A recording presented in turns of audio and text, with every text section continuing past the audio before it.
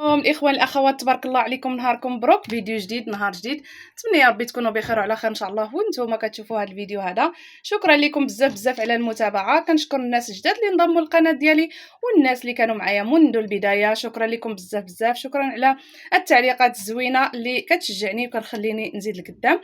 هنايا جيت نشارك معكم ميني بسطيله اللي كيجيو غزالين في الصراحه وزوينين وسهلين للتحضير بالنسبه للمبتدئات.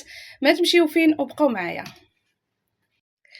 عندي قزبر المعدنوس والثومه، عندي فلفله حمراء والبصله مشلضه، عندي اللانغوستينو، الكروفات، عندي سيبيا، شويه ديال الكالامار، وعندي شويه ديال كيلو اللي عندي ديال ميرلوسا.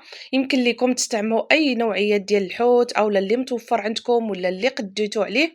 انا هادشي كان بقى لي برمضان يعني في الثلاجه، وقلت غادي نديرو نجبدو بلا ما نخليه عندي تما، نستعملو ونديرو ميني بسطيله ونشاركو معكم. علاش لا؟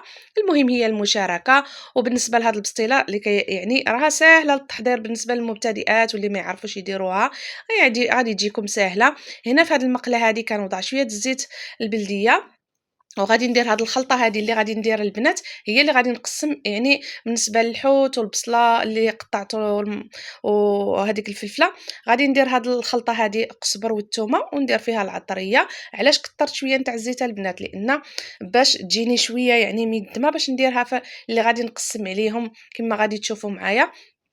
غادي نضيف ليها معلقه ديال الكركم، غادي نضيف معلقه صغارين البنات ديال التحميره، غادي ندير شويه نتاع الابزار حار. من بعد غادي ندير يعني الاخر، درت غير شويه نتاع الابزار الكحل، ما درتش معلقه صغيره. هنايا ضفت البنات معلقه ديال العطريه ديال الحوت اللي كتجي بها خطيره، كيجي مذاق هائل رائع جدا البنات، كتجي زوينه بزاف. ضفت شويه نتاع الملحه، وبالنسبه للملحه ما تكتروش لان باقي غادي ندير يعني الفرماج باش ما تجيناش يعني مالحه. وحتى البستيله ديال الحوت ما خصهاش يعني، غادي ندير الصوجه حتى هي كتكون شويه مالحه. هنا وضعت شويه ديال الصوص طوماط، ويمكن لكم ديروا لاصوص ديال عيشه اولا صوص عيشه كتكون خضراء، اولا هذه حتى هذه عندي خضراء، انا مجرباها كنديرها كتعجبني وهي اللي عندي متوفره دابا. راني درت شويه، غادي ندير شويه نتاع الصوجه كما قلت لكم، يعني الصوجه كتكون مالحه، وهذا الحامض ديال المرقد حتى هو كيكون شويه حامض باش ما تجيناش بسطيله مالحه. انا نشرح ونوضح بالنسبه للمبتدئات واللي كتعرف، راه تبارك الله ما شاء الله كل وحده وليها الذوق ديالها وكتعرف. بالنسبه كاع الدول كل واحد والطبخ ديالو. المهم بعدا المغربيات تبارك الله ما شاء الله عارفين هاد البسطيله هذه كيفاش يعني القوام ديالها. هنايا بعد ما ساليتها البنات راه غادي ندوز دابا، درت شويه نتاع الزيت، غادي نوضع الميرلوسه.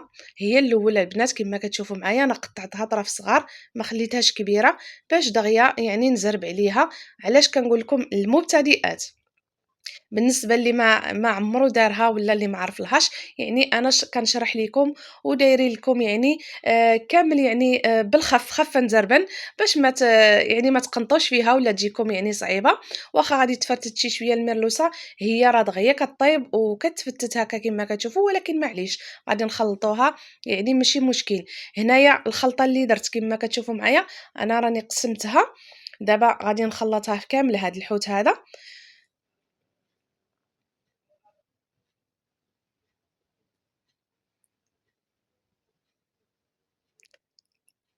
هنا راها صافي طابت البنات، غادي نحيدها كما كتشوفوا معايا. وفي نفس المقله البنات بلا ما نغسل المقله، غير فيها غادي نوضع شويه نتاع الزيت،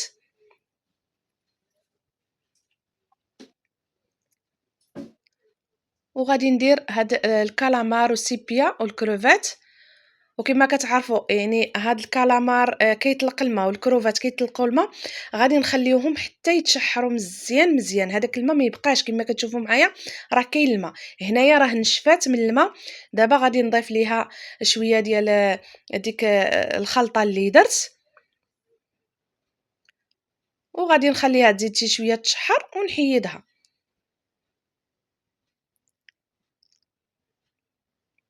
وفي نفس المقلاه البنات كما كتشوفوا معايا بلا ما تغسلوا المقله، انا سهلت عليكم. كنضيف البصله وديك الفلفله الحمراء اللي درت، غادي نخليهم يعني حتى كيتشحروا، حتى كنحس بهم طابوا، عاد نزيد لهم ديك الخلطه. هنايا بعد ما طابوا ليا انا كنزيد لهم هاد الخلطه هذه اللي درت، وغادي نخليهم يتشحروا غير شي شويه وغادي نحيدهم. هيها في مقله تانية راني درت فيها هذاك الكروفات او لانغوستينو، درتهم فيها هذوك باش غير التزيين. هنا كنوريكم بانما راني درتهم يعني على جنب. هنايا البنات بعد ما ساليتهم كما كتشوفوا انا حيدتها. دابا عندي الشعريه صينيه راني كنت سلقتها في الماء، خليتها يعني حتى استقطرتها مزيان مزيان من الماء. ضروري البسطيله ديال الحوت ما خصها يعني حتى ما تكونش فيها الماء باش ما تطلقناش في ديك الورقه وتجينا الورقه من التحت كتقطع وتبقى معجنه. هنا ضفت شويه ديال الزيتون مقطع، وعندي السوغيمي حتى هو ها هو كما كتشوفوا غادي نضيفو. دابا غادي نخلط هذا الخليط كامل ونرجع معكم.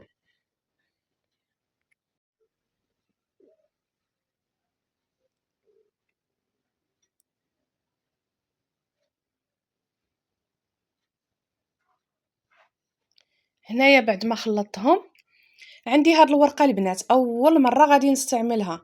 دائما كنشوفها في التيك توك، نشوفها في اليوتيوب، بزاف البنات الاخوات اللي كيستعملوها، وقلت غادي نجربها. الصراحه انا هاد الورقه ما مولفاش معاها، درتها جبت قلت غادي يعني نجربها. ساعه البنات ما عجبتنيش، ما نكذبش عليكم انا ما عجبتنيش. انا مولفه بالورقه ديال الفينو، كتكون الفيلو كتكون يعني رقيقه، كتكون زوينه وكتجي مقرمشه لذيذه واعره. بالحق انا جربتها هنايا من الاحسن. انا بعدا يعني كتعجبني يعني هذاك الورقه ديال الفيلو هذه، واخا درتها يعني زوينه ما بيهاش، ولكن غليظه ماشي كيما بحال ديال الفيلو. يعني فينو كتجي زوينه وكتجي مهرمشه ورقيقه، هذه شويه غليظه بحالها بحال ديك الدائره. هذه وديك اللي مدوره الخضره اللي كتباع عند الجزاره غير فحال فحال. انا المهم غير نصيحه البنات، كتعرفوني انا اي حاجه نوريها لكم ونقولها لكم.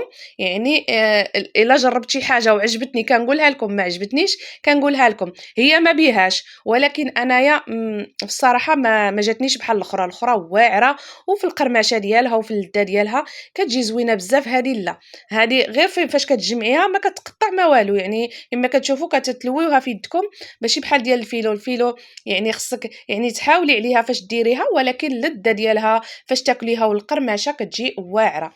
المهم نصيحه البنات واللي مولفه كديرها يعني مولفه معاها وكتعجبها، يعني كل واحد والذوق ديالو. انا بعدا يعني اول مره جربتها واخر مره يعني غادي يعني نستعملها. المهم البنات هنا كما كتشوفوا درتهم في هاد الزلافه هذه غير باش يجي لكم الشكل دائري. بالنسبه للمبتدئات يمكن لكم انا كنديرهم غير هكذاك، ولكن عيني ميزاني بالحق فاش بغيت نوري للمبتدئات يعني باش يجيكم ساهل. هنايا فاش ساليتهم كما كتشوفوا راني دهنتهم غير بشويه تاع الزبده. اصلا كنت درت ليهم الزبده، كندير لهم شويه ديال الفرماج محكوك هكا من الفوق، وغادي ندخلهم الفران على 200 درجه. وضروري ما تحضيوهم البنات، كتعرفوا يعني الورقه ديال البسطيله ضروري دغيا كتحرق، يعني ضروري ما تحضيوها. غادي تخليوها شويه من التحت. بالنسبه للفران ديال الضو ضروري واحد شويه من التحت، عاد تشعلي عليها من الفوق باش تحمر هذيك الورقه من التحت. هنايا عندي مطيشه ديال السوغيز هذه الصغيره تشيري، وعندي الحامض، وعندي هذا الحبه السوداء. كان للتزيين ولكم الاختيار باش ما بغيتو تزينوا.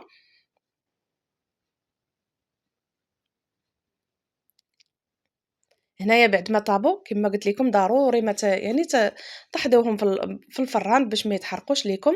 هنا راني جبدتهم وهنا غادي نزينهم معكم كما كتشوفوا معايا. ونتمنى ان شاء الله يكون عجبكم هذا الفيديو، ما نكونش يعني طولت عليكم بالهضره بزاف بلا بلا بلا بلا، سمحوا لي البنات. انا غير بغيت نشرح لكم ونوري لكم يعني الطريقه بالنسبه للمبتدئات والناس اللي ما عمرو داروها.